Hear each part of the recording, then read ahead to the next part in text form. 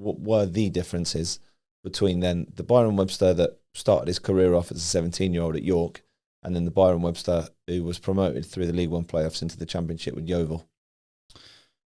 Experience on and off the pitch. I knew how to deal with pressure. I knew how to deal with ups and downs. Obviously, I'd learnt more on the pitch, how to be a better defender, tactically, things like that. But everyone's going to do that. I think everyone's going to learn how to be a better footballer. But I think it's, like I said, off the pitch that you become better. And another reason, me having kids was a massive factor for me. So, for instance, when I'd play a game, if I'd had a bad game, then I'd go home and I'd be like, oh, you overthink things. As soon as I had my daughter, it was like I'd come home, I'd see her smile, and I won't think about football. Literally, it'd go. You know, I'm now a dad. I'm from a footballer to a dad within, you know, walking through the door. Done. So that was a big thing for me. But I just think the older you get, the more experience you get, the more knowledgeable you are about how to deal with. It's mainly negative things. And like looking at it now, I'm such a black and white person. It's happened. You cannot change it. Like, all you can do is now try your hardest, pull your socks up, graft your nuts off for the next game, and then hopefully put it right. If it don't work again, then, you know, you analyse it, you have a look at your game, where did you go wrong? And you start again. You keep going until it will change. 100% it will change. But it's just having the strength, the belief to do that. And that is a difficult thing because, like I say, we don't set the kids up. We don't help people of how to deal with negativity. And it's getting worse because of social media. I'm not on Twitter. I'm hardly ever on Instagram or anything like that because I'm not a good person to deal with Joe Bloggs saying I'm useless at football. Mate, you don't know nothing about football. And you're a keyboard warrior slaughtering me. I would react and then I get fined. React as in you would react to that person, or it would make you feel a certain way? I would react to the person by writing something back to him. And probably, having known how I dealt with, or how I reacted to York City situation where, what's he called, Billy McEwen was a hard manager, and it did affect me, it probably would affect me. So I don't put myself in them situations. I take myself away from it. Listen, when you're playing in front of crowds and someone's saying you're useless, you hear it. You know that's going to happen. You can't stop that. But I just feel like if you know as a person you're not strong enough, or you don't like to be criticised, don't go on social media because you're cream crackered then, because you're going to get hammered. Do you think that's something that's happening now, obviously on social media and stuff, especially with young guys who are pretty active on social media, that negative press and negative comments and negative posts that somebody might do about a player obviously having a massive effect on people now? It does, 100%. But younger players, or I don't want to say younger players love it when they get applauded, when the positive stuff. So when the positive comes out, they retweet it. It's a million times the same thing coming, and I'm literally banging my head against a door going, come on, pal, we've all seen it.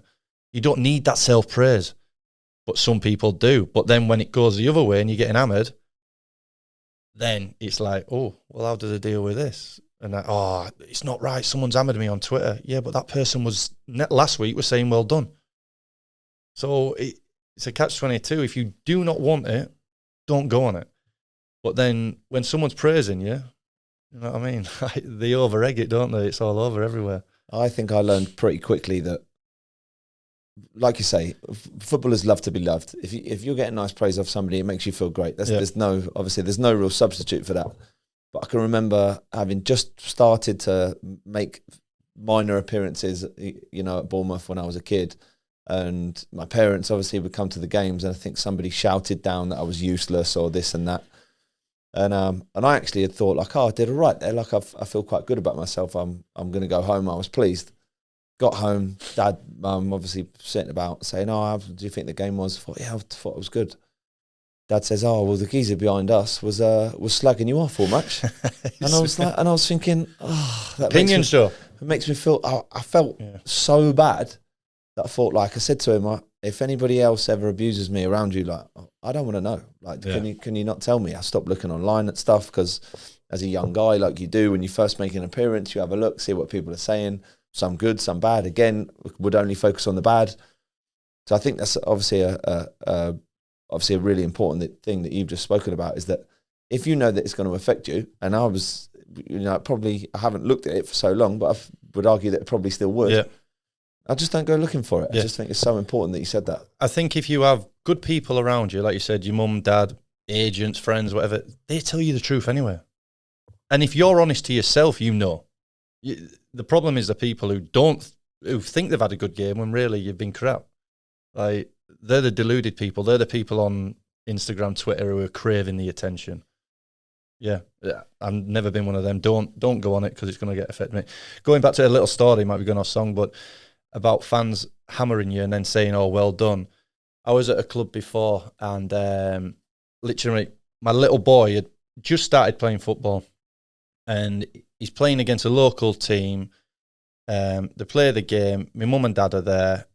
Finish, then gone to watch me play. So my mum and dad are watching the game, and afterwards I've rang them. "Oh, you all right? Yeah, well done, blah, blah, blah." I always say to my dad, "How do you think I did? Son, you did well. Did this right, did that wrong, blah, blah, blah." Says, I said, "Mum, you're quiet. What's up?" She goes, one of the fans has annoyed me. I said, "Oh, why?" Well, they were saying that you were rubbish, just like Henry. My little boy's called Henry. I said, "What do you mean?" Well, they'd watched Henry in the morning and were saying, "No wonder his dad's rubbish if he's like that." That annoyed me because you're talking about my boy here. So I couldn't do anything about it. So, right, sweet, not a problem. Went out for food with my wife, getting the train back. And all my mum said, well, the guy was bald with glasses.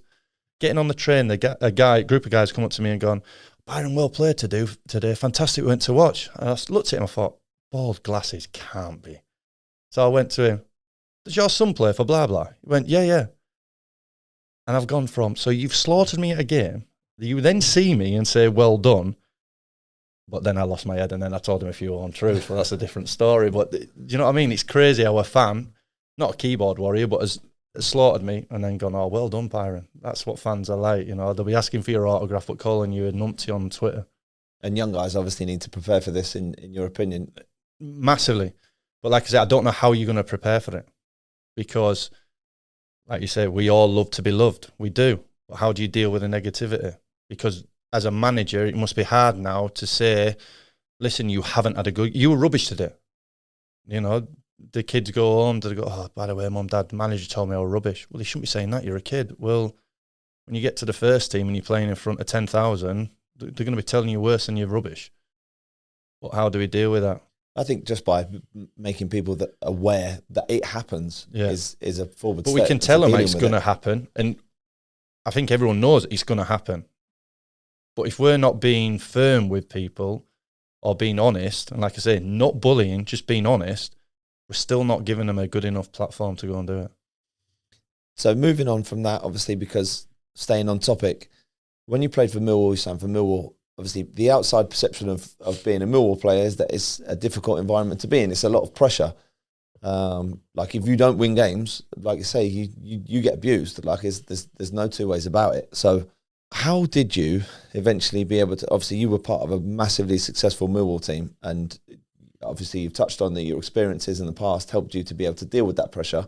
But can you go into a little bit more detail about, you know, what the sort of things that you were going through mentally, physically? How did you manage to go out and perform week in, week out for obviously a team that just demands that you win? Well, to start off with, it didn't go well. So Yeovil, we got promoted, played a year in the Championship, then we got relegated. So my contract was up. So I spoke to a few clubs, blah, blah, blah, signed at Millwall. Ian Holloway was a manager, one of the best managers I played under. Him and Sean O'Driscoll, fantastic managers. The only thing with Ian Holloway was what you see on TV is what he's like. He's such an intense guy. Went there. He's brought me in, so I'm thinking, happy days. If this manager has wanted me to come here when I've had other options, I'm going to be playing, surely. Came in and I wasn't. And I'm thinking, hey, what's happening here? So literally speaking to my dad and my agent, I'm going, he's not having me, you know. I'm not playing here. Nah, of course he has. He's brought you in, blah, blah, blah. So things was happening, playing games, getting subbed off, playing games, not playing the next game. And yet again, go back to it, mentally, I had to be so strong. I had to be. I had a thing I do, I'd surround myself with good people, trustworthy. I'm a very trustworthy guy. If I trust you, you're in with me. If not, then you just push to one side. And that's why my circle's so small. But yeah, I think it was after I'd only been there 6 months, and then in January I went back on loan to Yeovil because I weren't playing. So after that, I went back to Yeovil, came back in the summer. Ian Holloway had got sacked and Neil Harris was in charge. And I'm thinking, listen, Millwall fans hate me. There's no chance I'm going to come back and play. Neil Harris said, listen, you ain't going anywhere, you're playing. So fair enough then. Happy days playing. So I've gone from a new player. Obviously, the fans are thinking happy days. So I've gone from higher. I've then not done so well. So I'm rock bottom now. So any mistake, the fans are going to jump on it. 1,000,000%. And like you say, Millwall fans, the only good thing about Millwall fans compared to other fans is that they are honest. If they think you're rubbish, they ain't coming up to you in the car park and going, oh, well done today. They're telling you you're rubbish. But because I got through that, because I was mentally strong, because I grafted, and all I did was I was just me. I stuck to being me and give my all. I then won them over. And then I kept winning them over. Performances were getting better. Confidence was getting better. I was playing more games. And then they're chanting your name. And then they're asking for autographs. And then it's photo. And do you know what I mean? Then the snowball effect of, right, I'm actually liked here. Then we got to the final. I got injured in the final. We lost it. And then the next year, we won and we got promoted. And then, say I'm a legend, but I'm liked a lot by Millwall fans. I still get stopped by them now. It's happy days. But at the start, it was rubbish.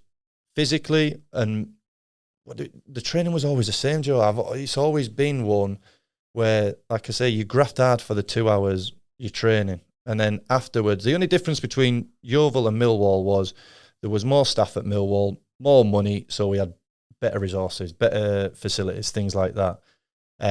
So you were looked after a lot more. For instance, cryo chambers, things like that. Your protein was ready, your food was better, things like that. You'd stepped up a standard, so it was all there for you. But I think the training throughout any club is more or less the same. It's just possessions, isn't it? Passing drills, you have your 5-0s, your shape. I think it's the managers that make the difference, and obviously the standard of players that are there.